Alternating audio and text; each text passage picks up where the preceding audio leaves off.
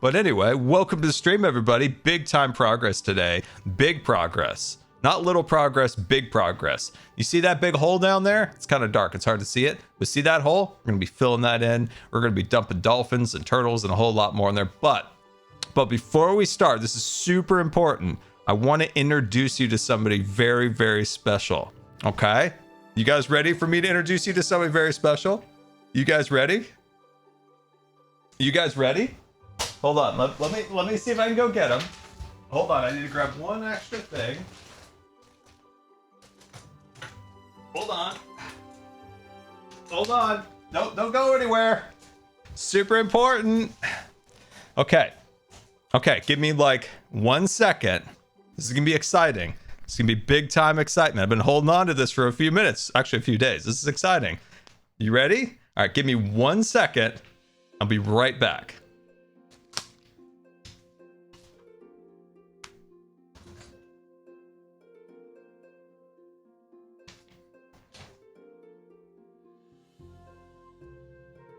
Hey guys, it's cool guy. It's cool Scar. Look at me with one hand phone user. Look at this. Woo woo.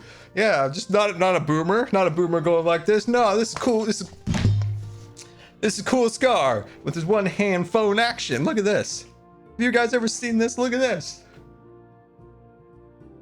Look at this. When I need to take a picture, I'm just like woo. I'm like woo woo woo woo. I don't need to hold my hand with two hands. No. Look at this. Yeah, look at that. Look, just me, look. All right, I'm gonna throw this back to Scar, okay? He'll be back in like 2 seconds. He'll be back.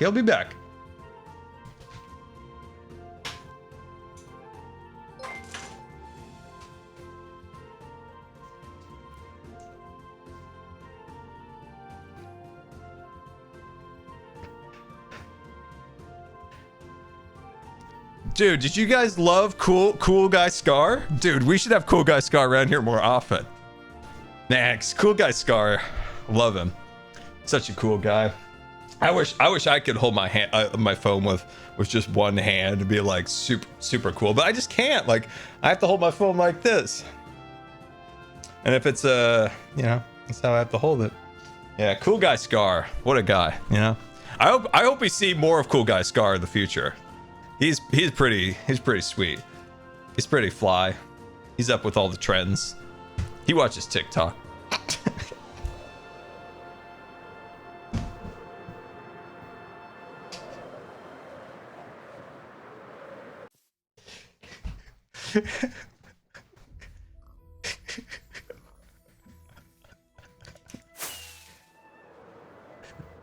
Oh god. Might have had way too much fun with that. Anyway.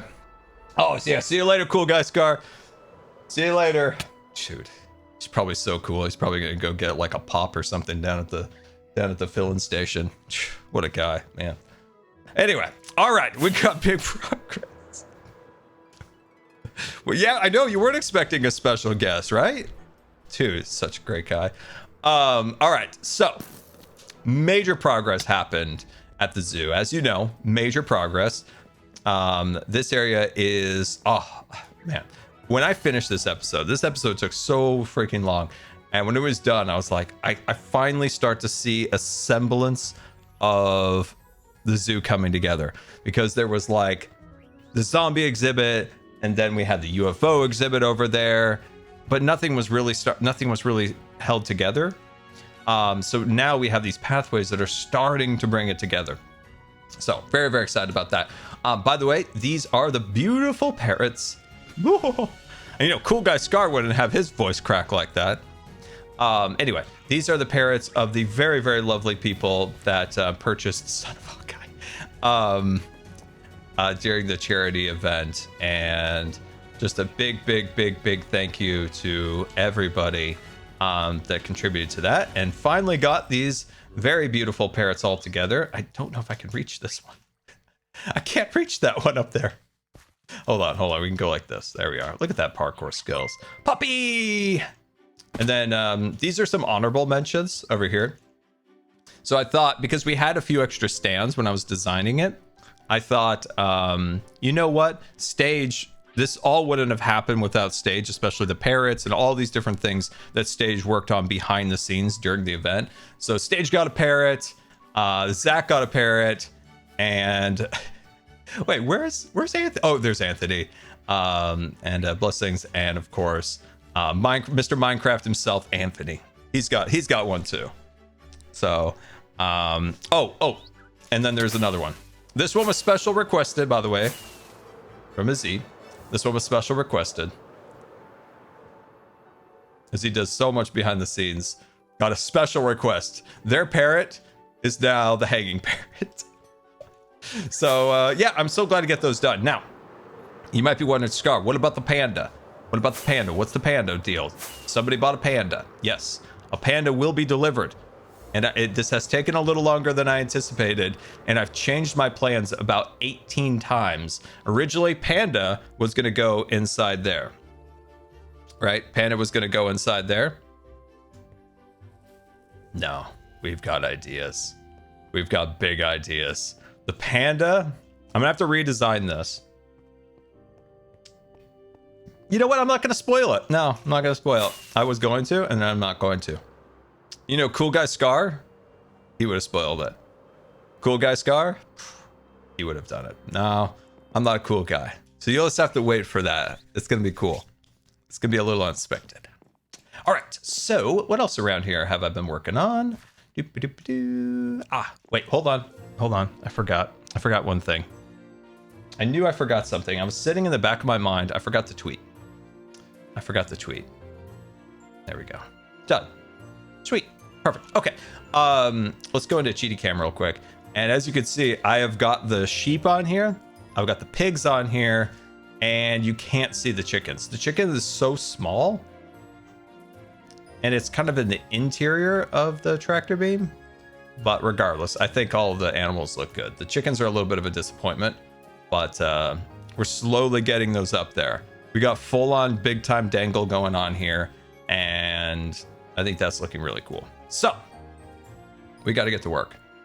Work we do, work we be accomplishing. So, this. We got to figure this out. We need to figure out how, 1, to flood this. 2, where to put the barrier. What's a barrier? I'm going to put a barrier in this section right here so that we can have separation from the right side and left side. The reason being is why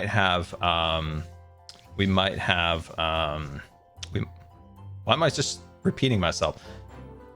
My brain has malfunctioned. Please stand by. This side might have hostile mobs in it, so we might change it up. So this side for sure will have dolphins. This side for sure will have turtles. So that'll be cool. A Sunday stream. What? Yes, a Sunday stream. I'll be honest, I wanted to stream yesterday, but God, I was a tired Scar. Every layer ice blocks and waterlog every slab for the layer. If we have to... This is the question I have for you Minecraft experts out there. Is there a reason to have a source block for every block in the lagoon? Like, we technically could just put a layer of dirt, water, drop it down, and then go in and individually waterlog all the half slabs. But is there a reason to or have a source block for every section? Fish don't get stuck. The fish don't get stuck. So Tango gave me the idea to use kelp, but I don't believe that you can kelp wood. I don't think so. And when we went full on, like, all out on the wood, I was a little worried that the kelp might not work. So let's do a little Minecraft experiment. Got myself a little kelpie. Kelp, yum yum. Grab. All right. Oh! All right then. I didn't know kelp could go on wood. Interesting. So, if you were to do this, what would you do? Maybe we need a poll. And if we had a poll, what if the poll said ice every layer or dirt slab. Dirt slab is just straight up like dirt, water, drop that dirt layer and let the water fall and fill it in. So ice it every layer, or dirt slab where we just dirt slab, water on top and let it flow. Or is there another option? Let's do that. Let's just say that is the choices.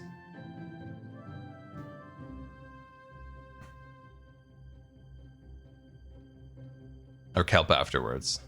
What do you think? Jimmy? Jimmy? What's Jimmy doing? I had to look on the server. I'm like, did Jimmy join the server?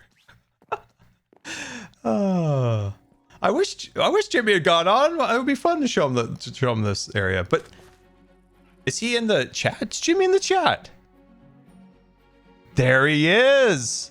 There he is. The Jimster. Jimmy, hold on. Where's your name? You keep flying by. Let me log on real quick, dude. I wouldn't even be surprised. I bet you could technically log on, which would be so funny. I encourage it. Dude, it'd be so fun. Dude, log on. I'll give you a tour of the zoo. It'd be fun. Okay. All right, where was I? 100%. Tour with Jimmy. You log on, we give a little tour. An unexpected tour. A little adventure. Anyway, let's see. What do you guys think? What are we doing? How are we going to fill this lagoon? We're going to go ice? Oh my god, ice. Where do you guys think I'm going to get all that ice? Where am I going to get all that ice? Oh my god. Okay, hey, I'm a man of the people. I do as you say. I'm going to get a whole heck of a lot of ice. Get a whole heck of a lot of ice.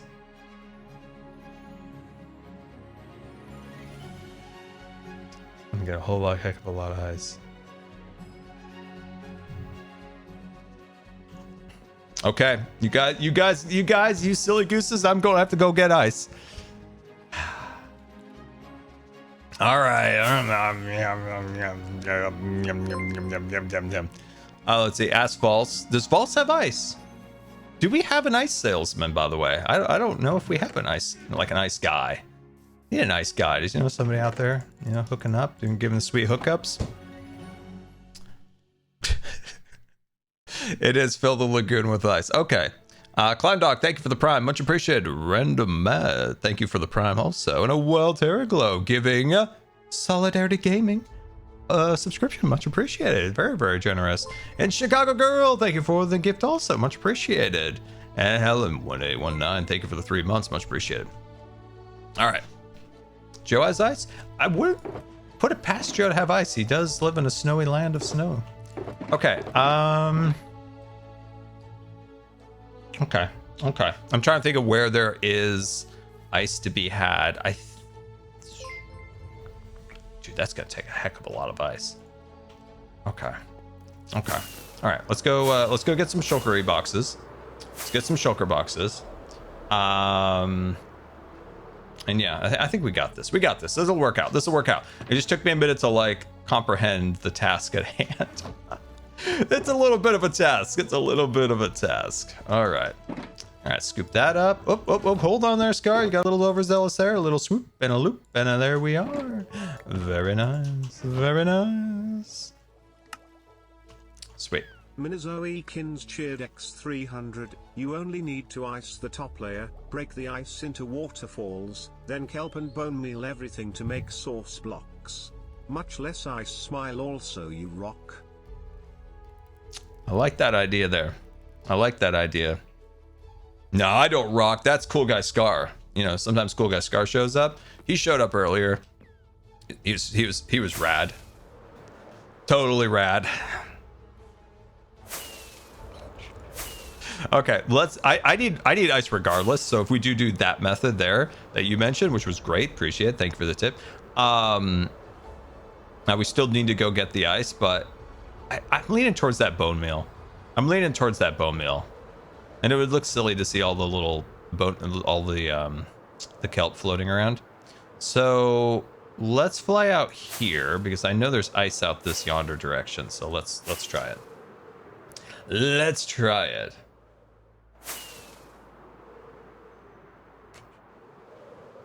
Hold on.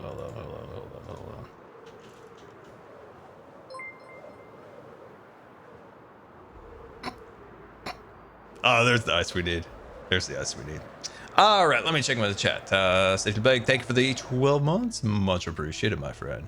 And Kodura, thank you for the 5 gifted subscriptions. Much appreciated. All right, let's see here. Let's start scooping. Let's start grabbing. So, there we are.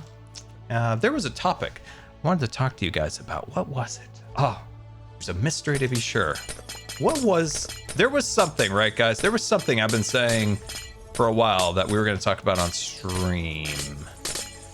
What was it? There's something out there. What was it? Pizza?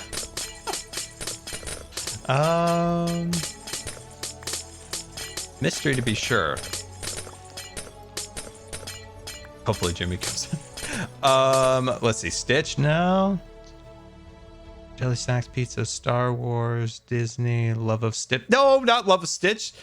Sometimes I start reading without thinking, and I read that just horrible message. Oh, okay. So it's the Disney. Okay. We're going to talk about the Eastern Gateway lore. That's right. Eastern Gateway lore. But I need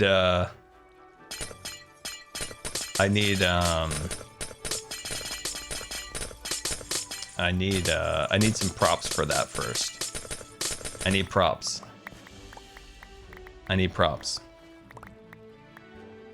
Cool guy. Talk about cool guy Scar. Nah, man, cool guy Scar is just outshining me. Now I'm just jealous of cool guy Scar. Okay, so yes, we're gonna talk about the Eastern Gateway. That's what I was gonna talk about. I need props before I do that, so we'll talk about that once we get back to our base. Shared X500, Grandpa Scar, since you're such a big Disney fan and historian, do you have any thoughts on Disney's River Country? River Country. Let me. River Country. Why am I drawing a blank on River Country? It was River Country. Is that the water park at Disney World? Like the first one? It was like literally like the first water park ever. Was that it? River Country. I feel like that's Disney World, and that's the water park.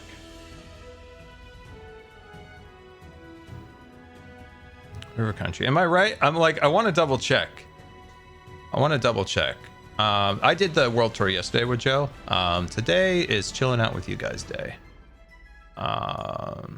Which I had fun with Joe yesterday, but today is hanging out with you guys. Oh, it is. Okay, there we go. I was like, I think that is. I was goofing it up with Fort Wilderness. Oh, okay. Yeah. So River Country was really actually like basically the first water park ever. And it was just like a watering hole, right? It had like a couple tiny slides, a big pool, and that was like one of the first water parks ever. And then, you know, a couple of years later, then Disney builds Typhoon Lagoon, and then they build Blizzard Beach as their water parks. And man, when you think about that era, like era of Disney, what a cool Disney era that was, where they were so much sillier and far more ambitious. So like you want to make a water park and you're like, how do we make a water park? Let's make a ski resort in Florida and theme it after an alligator who opened the park. So you have this like Florida ski park, and it was this freak snowstorm that created this ski resort, and now everything's melting, and it's so cool. What's the chat? No, guys, I did the world tour yesterday. I showed my base off, hung out with everybody. Today we're hanging out together. That's what we're doing. So that's wild. And then there was the other one, which was Typhoon Lagoon. which was Typhoon Lagoon. And that's like, obviously, like a typhoon comes in, floods everything, and creates like this,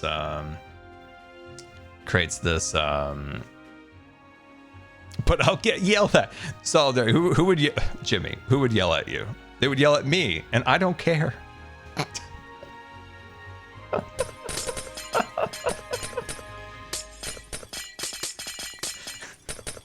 We'll back you up. We'll play Hungry Hermits. Jimmy, nobody plays Hungry Hermits with me. You could be the one person who plays Hungry Hermits with me. Anyway, so that was such a wild era. So that was after River Country. And then River Country, man, I feel bad on my historian knowledge because I'm more of a Disneyland guy than a Disney World guy. But it must have closed. River Country must have closed sometime in the. I'm trying to think. It must have closed sometime in the early 90s, I'd imagine. Now it's given way to Disney's Reflections. Wait, hold on. Wrong one. Disney's. No, that's still wrong. It's Disney Reflections, a lakeside lodge. The worst freaking name ever. It's so convoluted. I do think that the plans post-COVID haven't revised that to now it's just like a lakeside lodge or something. I think they cut out some of that nonsense. But it was such a cringe name.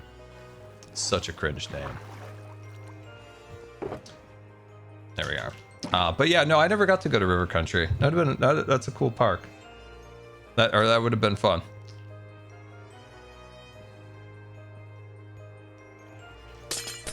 How much more ice do you think we need? How much ice do you think we need?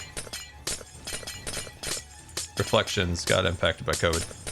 Yeah, they canceled. They canceled it, but then I knew that they restarted it. They restarted construction, right? They restarted construction, and I just imagine there not being much done. Dude, they're vertical. They're like vertical construction already. I'm like, dang. When has Disney ever built anything at any level of speed? I'm like, what does this happen? I was so surprised. Angel Coin 78, thank you for the 9-month subscription, much appreciated. Astral Archives, thank you for the 14-month subscription, much appreciated. Miss Pig 123, thank you for the 39-month subscription, much appreciated, very generous. So I was actually surprised to see the construction already progressing. I have watched so many videos on Epic Universe. So that's Universal's new park that just opened. First new park. Wow, when you think about it, is that the first new park? Is that the first new park in Orlando since Animal Kingdom? Or did Islands of Adventure open before or after Animal Kingdom? I forgot.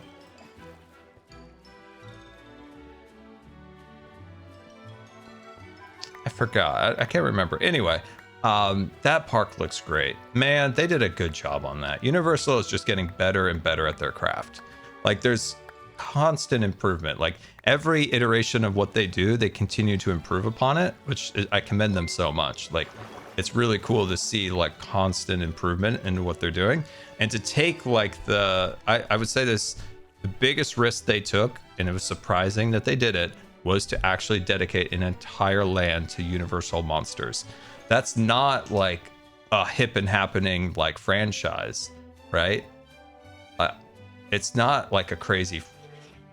Who are you? Oh, I rarely see these creatures. I did not know what that was.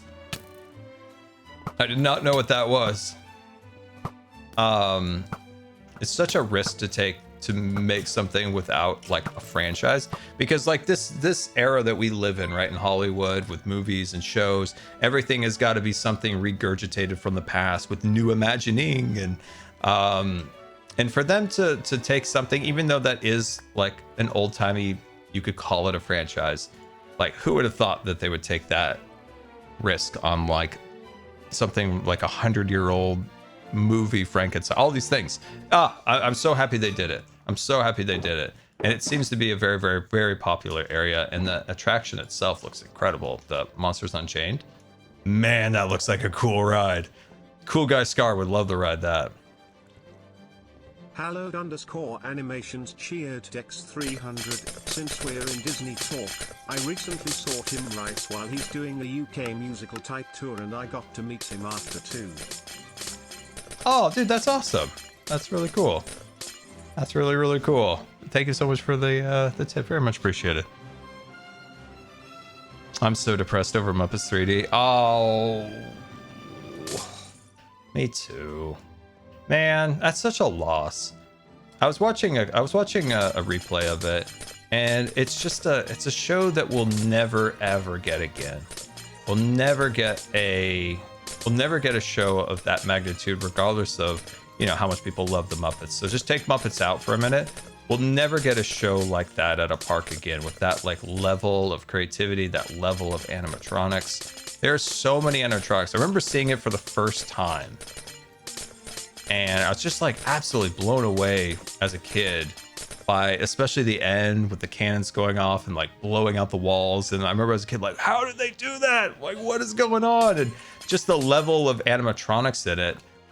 Like the two old guys that heckle from the crowd. Like, I remember thinking like, dude, are those like actual puppets? Are people controlling those? Like, they're so fluid and like such incredible technology. So it is really sad. And I've talked about how, you know, how I would have done it, right? They're taking Rock and Roll Roller Coaster and they're re-theming it to Muppets. But Muppets should be something that's enjoyed by everyone. So it should be an attraction that all ages can go on. And so it's disappointing that they're going to take the Muppet property, and they're going to like overlay it onto a roller coaster that not everybody can enjoy. Like, kids can't enjoy that, grandma can't enjoy that, somebody who's disabled can't enjoy it. And it's not saying that those rides aren't important, and of course they're important in the ecosystem of the theme park, but Muppets is something loved by everybody, and to just take the now only Muppet thing and put that onto not just a roller coaster, but an extreme roller coaster, especially in Disney's terms, that's disappointing to me. What they could do is take the theater next to Rock and Roll Roller Coaster, relocate Muppets to that show theater, put that in there, and just like like Muppets never left the park, retheme the whole area around Rock and Roll Roller Coaster to a Muppets Land, like actually make a real living, breathing Muppets Land. That would be freaking amazing. Like, that would be really cool. Go back to 1980s plans that they had for a Muppets Land and just create that. They went on the cheap when they built MGM because Michael Eisner, the CEO of Disney at the time, was extremely concerned about Universal coming into what they called their territory, Orlando. And so they kind of rush built MGM as a response to the building of you know, Universal's park. And so, like, go back, find those plans, dust them off, and build that land.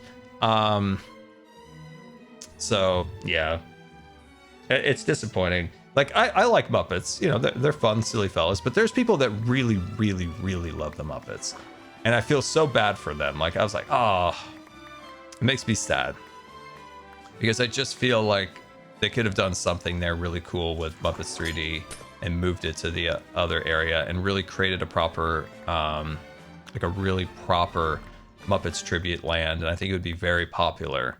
And especially they have a literal theater right next to Rock and Roll Roller Coaster, which will then become the, you know, Muppets roller coaster.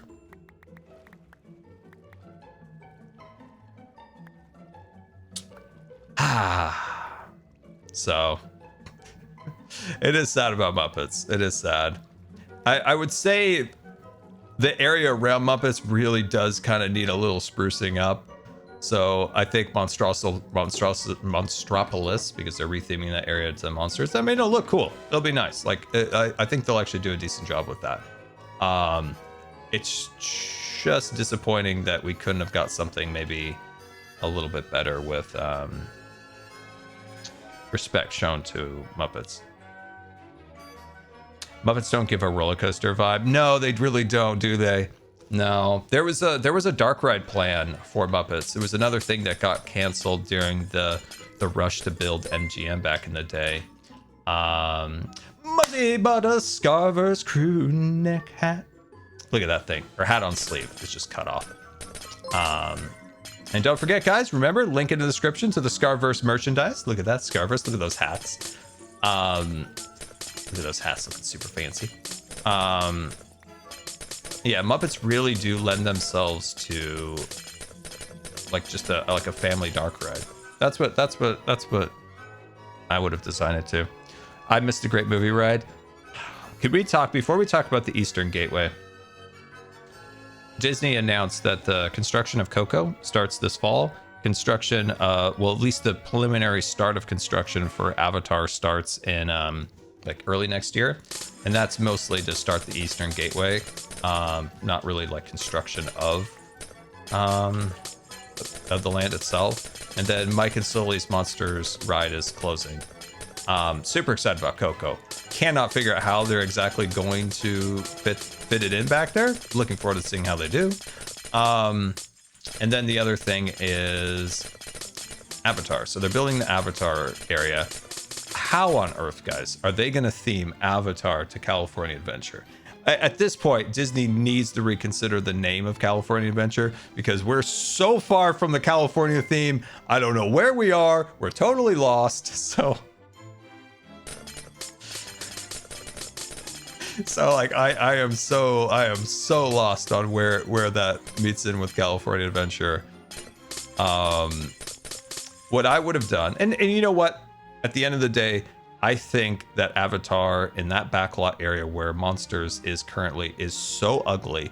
It is the worst part of it. It probably is the worst area of anywhere in the Disneyland Resort in terms of theme. And it'll look great. It'll look cool. There's going to be water. There's going to be big trees and mountains and all that stuff. No idea how they're going to figure out how to theme that. Landrick 2002 at all. X500. If you were Disney CEO for one day, what changes would you do? Whatever you say is final and would be stuck forever.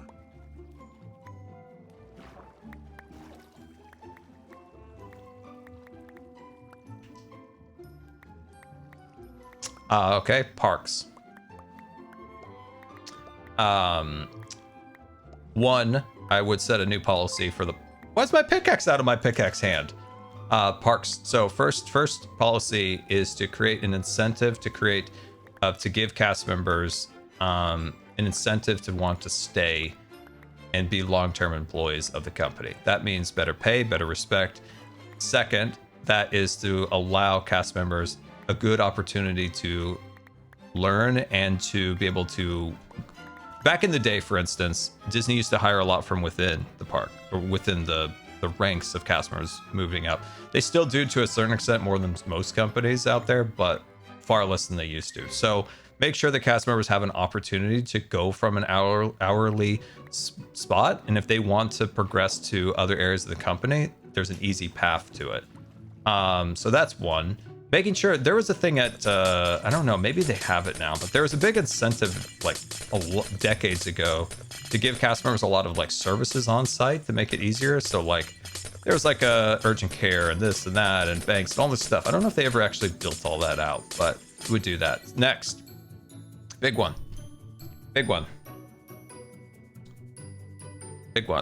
Disneyland needs a moderate to value Disney hotel. So they need a hotel that is similar to some of the hotels that Universal built at Disney World, or not Disney World, but in Orlando. They need a moderate to value hotel that's under the Disney brand. That's super important. Right now at Disneyland, they have the Grand California, the Disneyland Hotel, and I guess they call it the Pixar Place Hotel. Those Pixar Place Hotel would be probably considered a moderate under Disney World standards, I guess. And then Grand California and Disneyland Hotel will be in the higher tier. They need a more value resort with a minimum of 1,500 rooms. So that's big, and so that's another one. The media construction, the Eastern Gateway area that we'll talk about later. I would turn that into the new Disneyland Hotel. So this was an old plan. This is not my plan. This is an old plan from a bygone era. But they were going to do a similar thing that they did at Paris at Disneyland. And I would immediately start construction on that and create a new Disneyland hotel that's actually attached to Disneyland. Boom. Next, we're going inside the park now. We're inside the park. Wait, how did we get in the park? Oh, Disneyland is so convoluted and annoying these days to get around to do anything. So tickets, no more park reservations, gone. Only park reservations will ever be used for like a massive expansion opening of the park where they need to moderate crowds, which is understandable. They don't need to do that anymore. So get rid of park reservations entirely and completely. Gone. Blank slate. Out. Out. We're clearing the way. We're sweeping that out. Gone. Park reservations. Park reservations. Gone. Done. Out of here. Out of here. Completely gone. So that's done. Disability program. Returns. Boom. Returns. Returns. Back. We're back in business. So disability program returns. Back. Next. This was a plan in 2011 that did not get seen to its fullest fruition. So when you're standing at Disneyland and you look down Main Street, there is now a bypass to your right side. So when the parades are going on, the fireworks are going on, you can use that bypass to get out or into the park without being inundated by the massive crowds watching the fireworks or the parades. The original plan for that, and there was even plans for this area even back in the late 50s, that never was seen and never was completed. But I would create what they had planned in 2011, and that was like a full expansion of Main Street with like proper buildings, more shops, more restaurants, instead of basically just white walls that you're walking straight down. No, this would be like a proper expansion of Main Street, right? So you would actually be able to enter the shops, or you would be able to, I think we probably have enough ice at this point. And then this would be open 24 hours because Main Street's tight. It's claustrophobic. So I would immediately do that. Go back to that plan, do it upright, make it nice. Next, I would make a Snow White restaurant. I always wanted to create, as an Imagineer, like a restaurant that was similar to like a Bayou restaurant, like, you know, the Bayou, or say the one over in Disney World. Whatchamacallit? What's it called?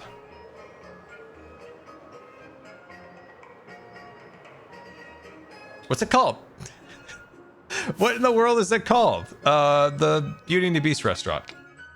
So the idea would be that the restaurant is set into like themed areas, right? So you would have in the center, you'd be in the forest. So you'd have big fake trees with a canopy hanging down, little pockets of sky shining through.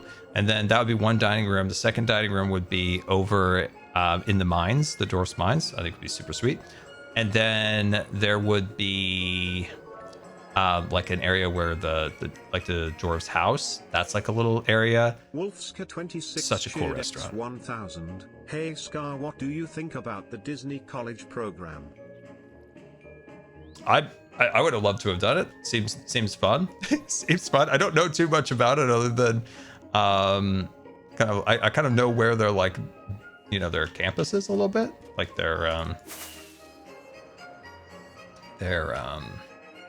like apartments or condos or whatever it is that they stay in. Like those used to be kind of rough, but I think they've been fixing them up. Let me grab that. There we go. Sweet.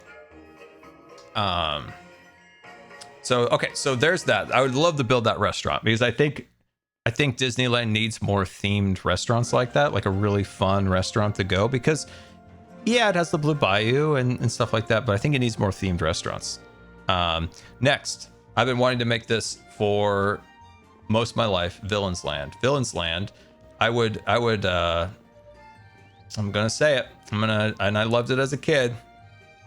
I'm gonna demo Toontown. So the area that is the Fantasyland Theater and Toontown becomes Villain Land, and this is an idea I've had for a long time.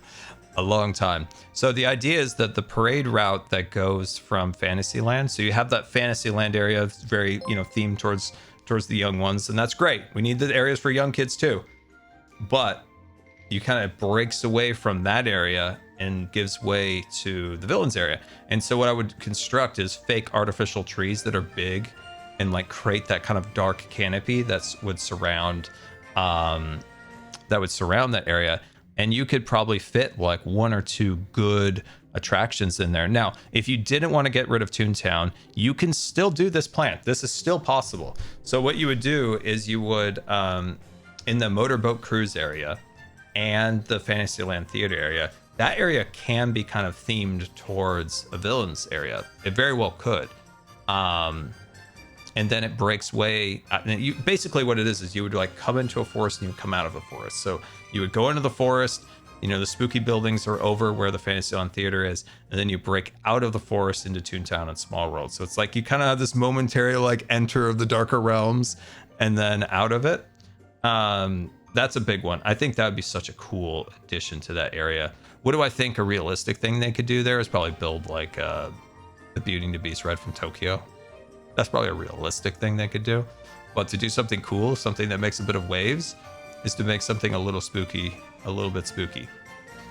Yeah, they are building the Villain's Land in Magic Kingdom. They are doing that. Yeah, I used to have a plan. So when I used to storyboard out Imagineering ideas, my plan was for Disney World is, if you remember where the Winnie the Pooh playground was, which sat on the remnants of their old submarine ride, that is where I was going to put my Villain's Land. So this is like pre-Fantasyland Theater, or not Fantasyland Theater, pre-Fantasyland expansion back in the day at Disney World. Okay, guys, where do we build the water level? Does the water level go here? Or does it go up here? So yeah, that goes there. I gotta decide what level we're gonna do that at. What's the other thing? And I've got so many park ideas. A big one for Star Wars is that I'd clean the entire house. I do a complete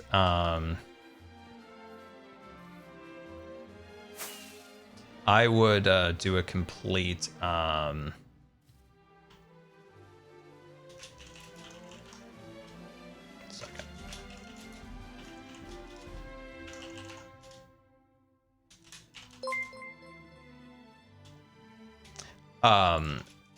would do a complete sorry, I said a message. I would do a complete executive change at Lucasfilm and try to hone in what they're actually doing. Like, what are we doing, guys? I'd sit down, I'd be like, what are we doing? We need some continuity in this world. Like, what's happening? Like, we're kind of all over the place.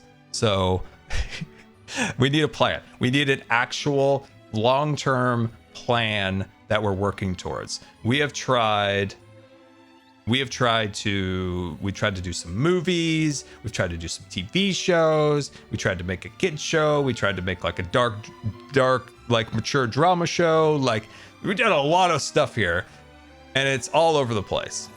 And why have we not been able to make a movie since Rise of Palpatine or whatever its name was? Like, how have we had so much failure? Would you be able to go through the hat stickers and explain what they are from? I'm a newer viewer and don't recognize a couple of them. No pressure, of course.